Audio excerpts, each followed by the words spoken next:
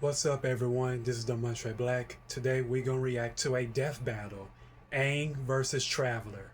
Let's watch.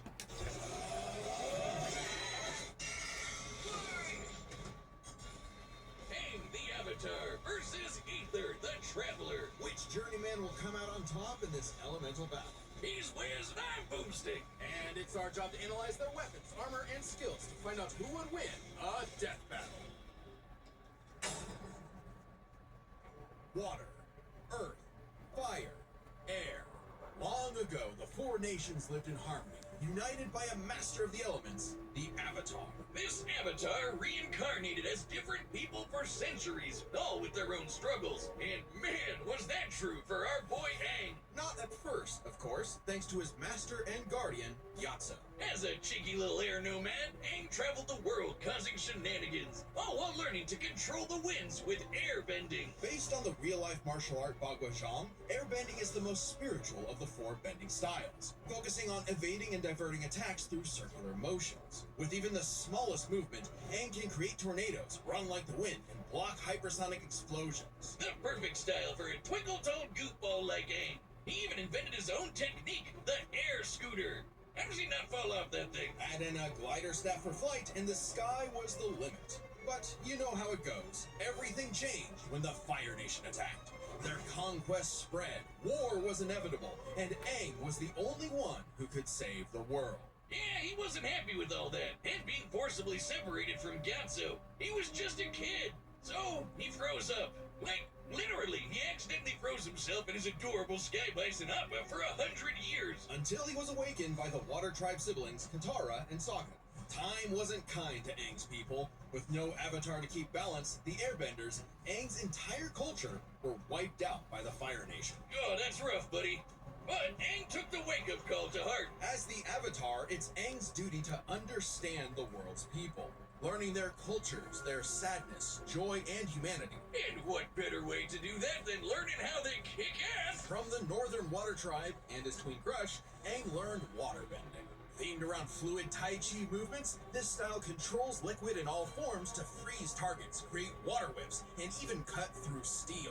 Learning earthbending was way tougher, but Aang's friend Toph taught him to stop being a wimpy pushover. Now he can armor himself in stone, move the terrain of entire cities, and fight blind with a sonar-style seismic sense. Earthbending is themed around the steady stances of Hong Kuen Kung Fu, waiting for the right moment to strike head-on. There was a lot to learn, but even with the world at stake and this moody hothead on his tail, Aang had fun doing it. Who could forget the adventures penguin sledding, going through the bending bayous, and living in Ba Sing Se, the city where no wars ever happened. Yet across his journey, one power eluded Aang, the Avatar state, an enhanced mode of being that came to him in moments of peril. Sure, if Aang dies in it, the Avatar cycle ends permanently, but who cares when it gives you enough power to wipe out a whole Navy fleet? Come on, Boomstick. The Avatar state is more than just a power amp. Jocelyn, how long have you been standing there? I've been here the whole time. I lurk where all Avatar talk is. Through the cosmic power of the Avatars before him and the ancient spirit Rava, Aang gains the knowledge and experience of all previous Avatars, greatly expanding his bending options. Lava bending from Avatar Roku, sonic shouts from Avatar Yang Chen, and even more are theoretically available to him through their memories. Oh, I get it. You can't just grind your way to controlling the Avatar state. Right. If Aang wanted to stop Fire Lord Ozai, he needed something else. He needed onion banana juice. Yeah, technically, I suppose. Gross. Specifically, Aang sought the guidance of Guru Pata. Mastering his power meant clearing his chakras, emptying his mind of earthly attachments. Seems simple, but this also meant rejecting his feelings for Katara, the person he loved most. When he had to choose between the world or the girl, Aang followed his heart and it didn't end well. He got better. Aang was determined to understand the world's people, even the enemy Fire Nation. Something he accomplished thanks to the redeemed Prince Zuko, the Sun Warriors. And these two honking dragons! Aang was scared of firebending, but it's totally awesome. It's not just about burning and blowing shit up. Okay, well it is, but there's so much more to it. Born from the explosive movements of Shaolin Kung Fu, firebending controls all manner of heat. And through the teachings of fire and water, He can redirect lightning bending, a burst of atmospheric discharge shot at over 200,000 miles per hour. Iroh, the best uncle ever, used his techniques to redirect natural lightning. So, you know it's the real deal. Not crazy enough? At his peak, Aang surpassed benders who could throw buildings, melt stone, and hold up this gigantic library solo. Whooping Ozai's butt should be no problem, right? Not exactly. You see, the air nomads were pacifists who believed in the value of life above all. Being the last airbender, Aang didn't think his people were truly gone unless he went back on their teachings. Meaning, he really didn't want to kill Ozai. So, what, he's just a coward now?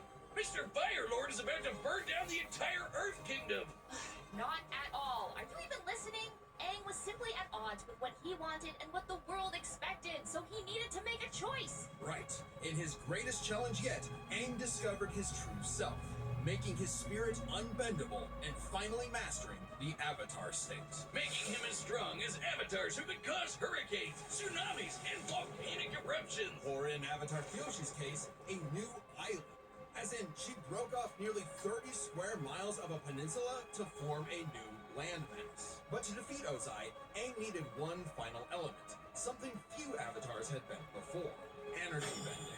Not the easiest thing to do, but Aang totally overwhelmed Ozai, severing the tyrant's connection to fire and stopping his invasion, all while keeping his no-kill run intact. The ultimate F-U to this warlord's ideology. Now that the Fire Nation had cooled off, Aang led a new era of peace with the United Republic of Nations, a place where all people could prosper, and where a new generation and a new avatar would take the reins. He even got hitched with Katara. Take that, Zutara shippers! I will end you. For all his doubts, Aang fulfilled the Avatar's destiny and then some, and he did it in a way that was true to who he was. Because before being the Avatar, or even an airbender, the greatest thing he could ever be was himself. All in a day's work for a free, fun-loving kid.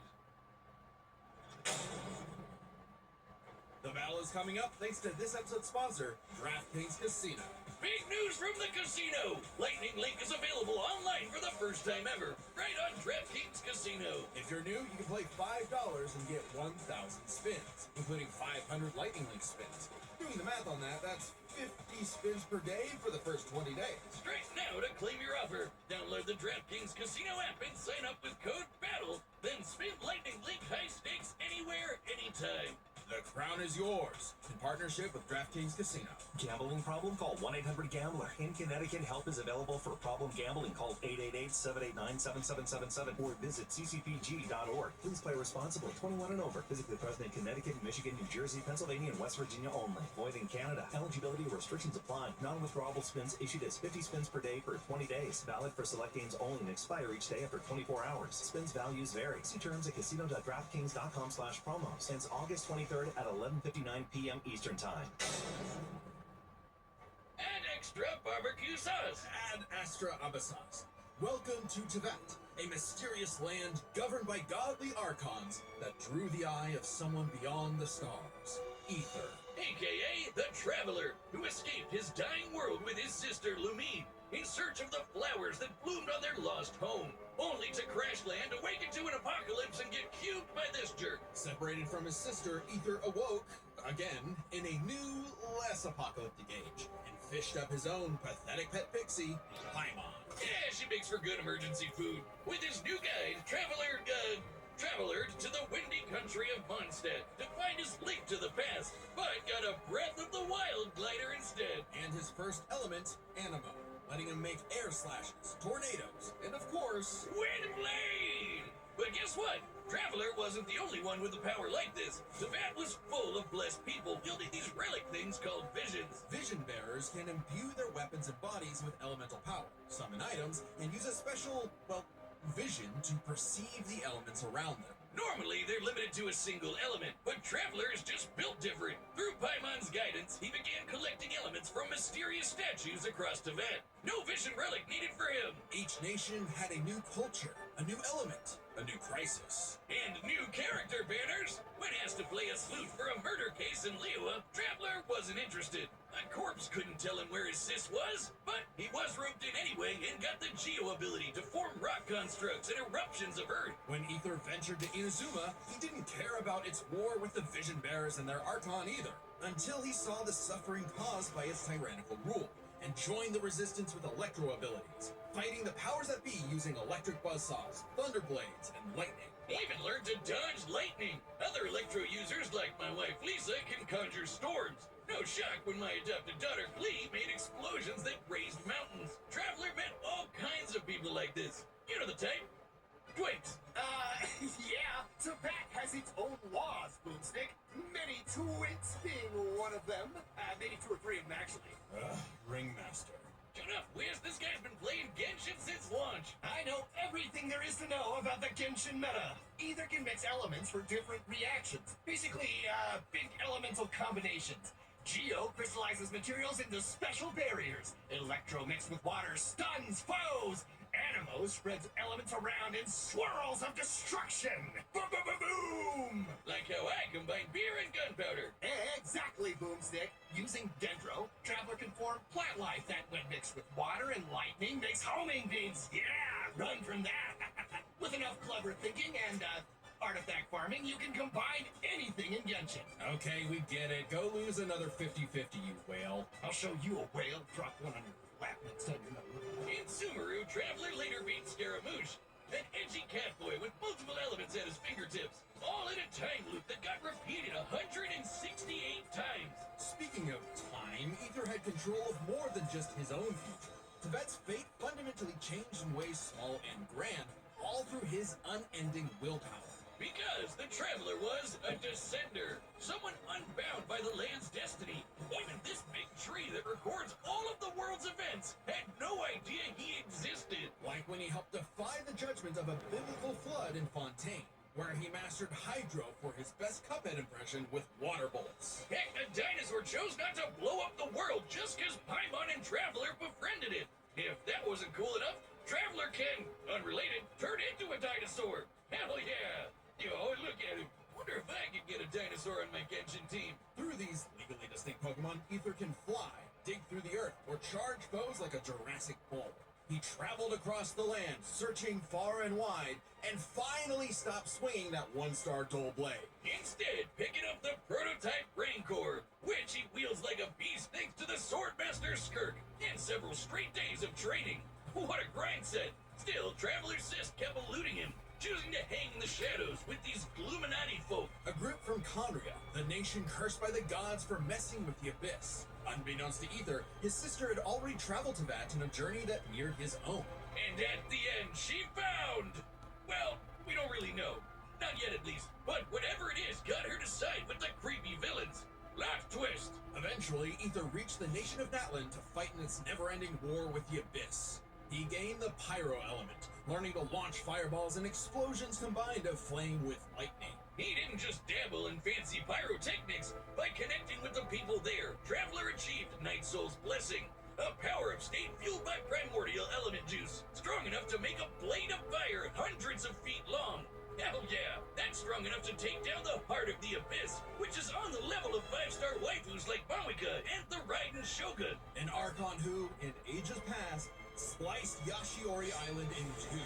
That's cool, but how about when this fancy guy threw a whole-ass mountain? According to Paimon, Traveler can level the mountain himself. Additionally, Ether learned how to use light energy to form a Kuvaki shield, something he used to protect the people of Nodcry by blocking a cannon blast with enough energy to obliterate a town. This was no ordinary cannon either. It also uses Kavaki energy, so that's a beam of light. Through all his adventures, Ether had come to genuinely care for Teyvat's people. Maybe one day he will reunite with his sister, but for now, he's fighting for a whole new world. His new home. Ooh, you need a higher adventure rank for that. Don't you worry, gang. I dumped all my savings into Primo Gems for this. We can't miss when those ice guys trying to kill the Traveler inevitably warm up to him. Still got it. Ah, so that's why you're broke as shit. To Ether, the journey has meaning. The birds of Teyvat, the songs of its people, they are all part of it. Even if he's against the Abyss itself, a new dawn is somewhere just beyond the stars. and a field of flowers will mean to love. The battle's about to start, and if you like death battle music, some of your favorite battle tracks are coming to a collectible vinyl album. This album features 10 tracks from our independent era, created by our awesome composers Brandon Yates and Darewolf Media, like Death in Bloom from Ruby vs. Maka,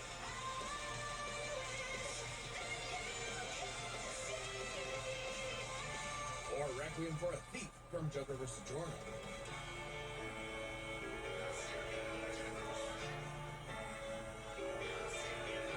oh, can't forget Game Over from Bowser vs. Eggman. And more. Plus, it makes a great piece of art to display around your place. Drawn up by our own animation director, Luis Cruz.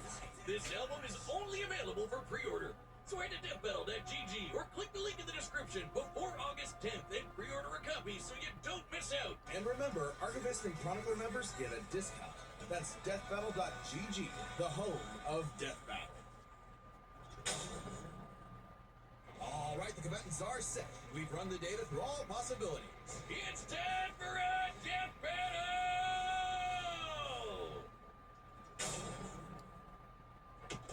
Twin Blade!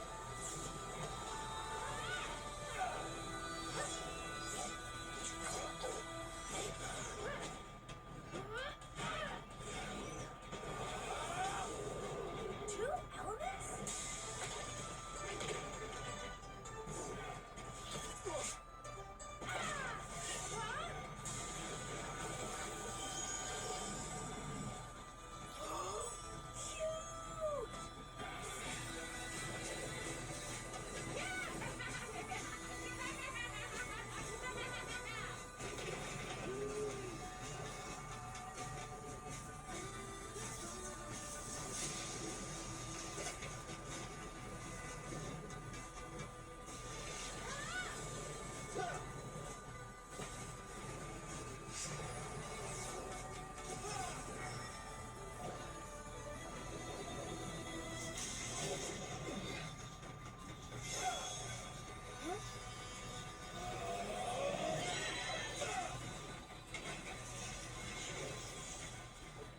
What's going on?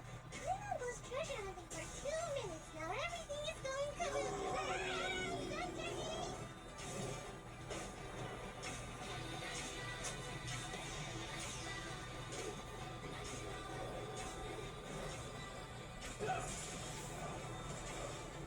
Whoa, Ryder! Can it do this?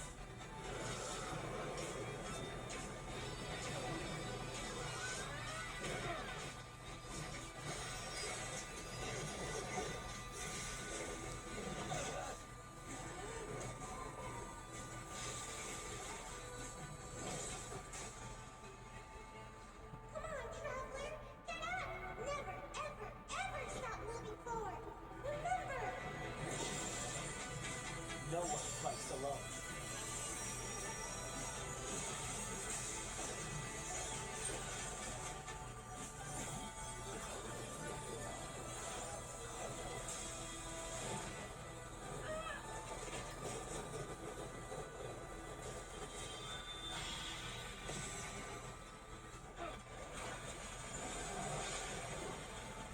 For those who came before, and those who will follow,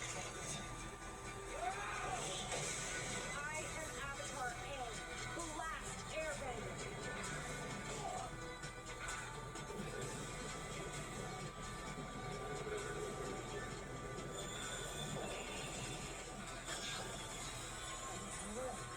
Take this!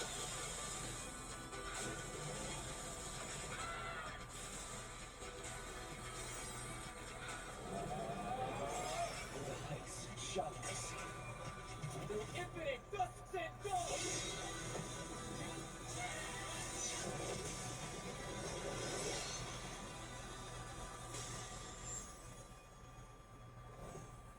Way to go, Traveler! But does this mean no treasure? Hey-o! And my dailies are done! What a miss! This was an interesting pairing, so let's break this down by power, experience, speed, and elements. First up, power. Aang and Traveler could both change the terrain of entire cities, and were way stronger than characters that can break mountains. But at their peak, they're both tearing up islands. Aang's avatar state made him on par with Kyoshi, who created and moved the island of Kyoshi. Similarly, Night Soul's blessing let Ether contend with Archon-level foes like the Raiden Shogun, who split Yashiori Island in two. With an attack that even Vision Bearers weaker than Traveler can block. So he's definitely on that level. Kyoshi Island is over 6 miles wide and long. Kyoshi moved the island 17 miles offshore in 2 seconds. So we have everything we need to calculate the amount of kinetic energy this would require. Turns out it's basically the same as cutting through Yashiori Island, about 3,000 gigatons of TNT. So their power is tied up. Which means comparing their experience is crucial. Ether's mastered more elements than Aang, but the Avatar state gave Aang centuries of knowledge. With the memories and abilities of past avatars, Aang's kit was so extensive in a way Ether had no real answer for. Not to mention, Aang's training was more focused. Traveler is skilled, sure, but his training was mostly just a means to finding his sister, while Aang's journey was all about mastering elements to combat other elements. Experience narrowly goes to Aang. However, another important factor to consider is speed. In terms of mobility, both could roughly match the other. If Traveler was immobilized with earthbending, he could just dig his way out as a dinosaur. And Aang's airbending and glider meant he could easily counter Ether if he took flight. But in terms of raw reaction speed, Traveler had it in the bag. Aang bending away lightning is crazy fast, but Traveler could dodge lightning much earlier in his journey, and now he can block that light-speed Kubaki laser. While lightning can move over 200,000 miles per hour, a beam of light can move 186,000 miles per second. Over 3,000 times faster than Aang.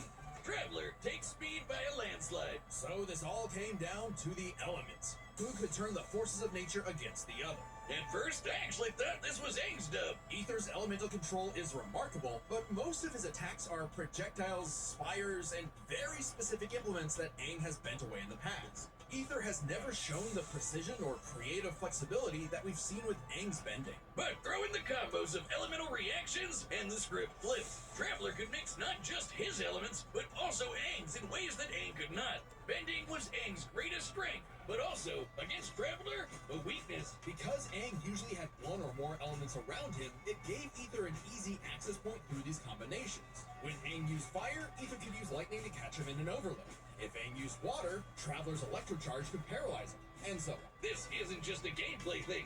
Ancient characters like the lovely Lisa canonically say this is how the elements work. And unlike Aang, Ether has fought multiple people who can use multiple elements. The longer the fight went on, the more Ether would trip Aang up with these combinations, some of which Aang could not bend. Aang could redirect lightning, sure, but what about electro buzzsaws, or an electrified tornado, or dendroblasts of pure plant energy? The Kavaki shield especially gave Ether a strong defense to fall back on. Since it was made of pure light, Aang had no way to remove it outside of brute force. By comparison, Aang's wind barrier wouldn't block Traveler's elements. It would actually merge with them and create more combos that would target Aang himself. Not a great situation to be in. And since Ether's powers came from external earthly sources, like those statues, Aang could not depower him with energy bending, even if he theoretically overcame Ether's willpower. Willpower that is strong enough to alter the fate of the entire world. Sorry, Aang, but elements goes to the Traveler. Cinching his victory. Either way you cut it, he was in his element. The winner is the Traveler, Ether. Okay, I'm ready for my cameo. Oh. Next. If you like the death battle, give a thumbs up and I will see you on my next reaction. This is Double Entree Black. Peace.